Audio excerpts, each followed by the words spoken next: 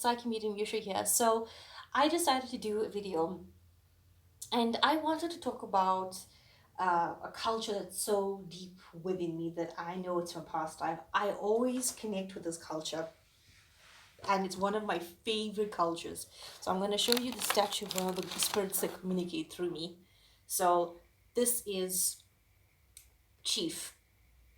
My grandfather always used to think he was Chief, Papa Pig Chief, so we used to call it. But this guy came to me in a shop and he literally was speaking to me. And I saw my entire past life because I worked with him as a shaman. And what I learned about him is I used herbs. And you know what I learned about the Native American culture is that there's no religion. They work with the earth.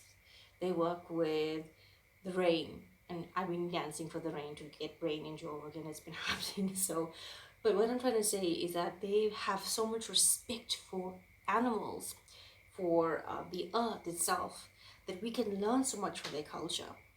And I find like I am them because I can relate to them on so many levels. I have dream catchers that I make by hand, um, the sage smudging. Everything came to me through this past life. So he speaks to me very often, and he's a very old man who is very wise, and he'll say things in riddles, but it's like you'll understand it. And when you do, it makes a lot of sense.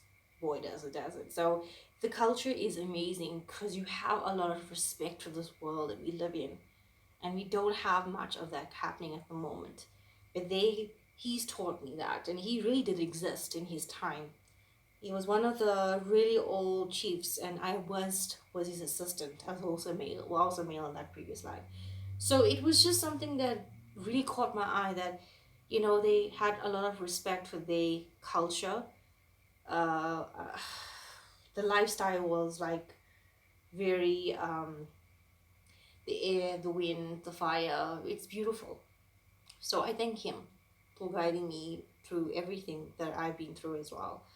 And my grandfather, thank you. I know you around me. This was also who you were, and that's why we connected. Um, for me, also having this gift with the shamans, I could also predict deaths.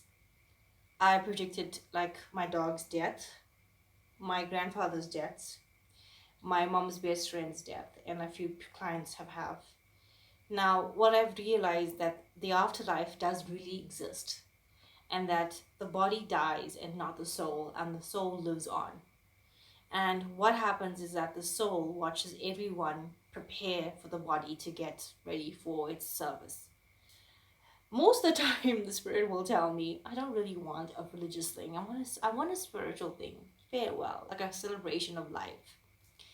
So I don't go to funerals because I start laughing, not because of disrespect, because this is what the spirit's telling me now.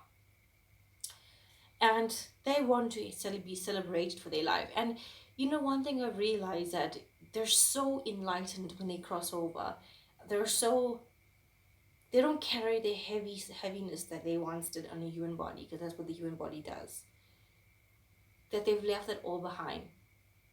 And some people say, but aren't they upset? No, because they don't have the human emotions anymore.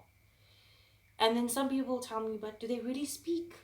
Yeah, they speak to me very often, but it's just like, speak to them and they'll show you the signs through the earthly way so they don't scare you at first. I mean, you don't want someone rocking out in the middle of the night. So I'm used to that. So what I'm trying to say is that there is life after death. So don't cry for someone when they pass on. Bless that body, for the body had held that soul for that period of time. And now the body has to shut down. And now the soul is with you constantly. It travels to the spirit realm and to here. And whenever you think or have a thought or they just come in your mind, zap, they're immediately with you. And they give you so many signs through smells, senses, your favorite foods. Look out for all of those things. And it's pretty simple in the spirit world. It's love, it's light, acceptance, and it's just easy. But you know what? We complicate it on this side. We do it. Our fault, and we can uncomplicate things at any time.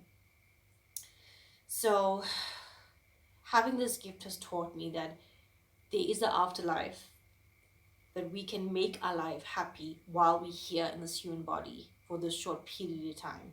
You may think it's going to be a long time, but the years are going very fast. This year has gone really fast. The days are just going. Enjoy it, because next year is going to be even quicker.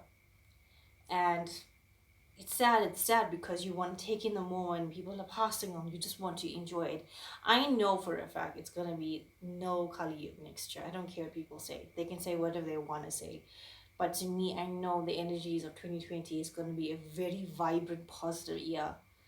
Hearing something negative about a year is going to put you in a negative state, and we don't want to go down that road.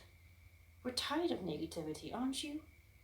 So, yeah, let's focus onto the new year and welcome it with open arms, and attract people that are good. Keep people that are positive and kind around you, because they become you and you become them. If that makes any sense. Please subscribe to my channel. Take care, guys. Bye.